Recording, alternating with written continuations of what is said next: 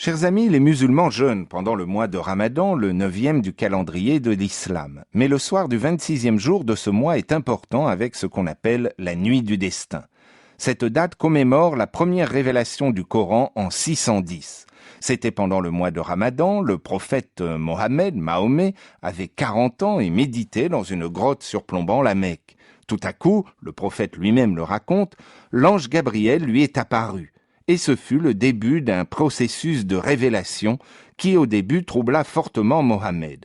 Le Coran, dont la révélation dura plus de 20 ans, relate ces moments surnaturels dans la sourate 96.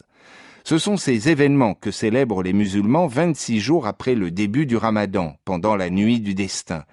Mais ils font plus que commémorer cet événement. Ils en tirent une espérance. Cette nuit du destin peut aussi être exceptionnelle pour eux. Ils croient que leurs prières seront plus particulièrement exaucées.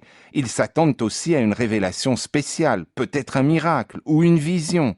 Dieu est le Tout-Puissant, et pendant la nuit du destin, beaucoup de musulmans pensent que les anges sont particulièrement actifs. Alors oui, Dieu est le Tout-Puissant. Oui, les êtres célestes peuvent le servir.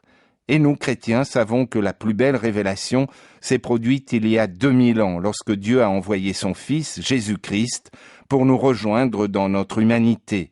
Vrai Dieu et vrai homme, il est venu nous sauver de la perdition éternelle par sa mort et sa résurrection.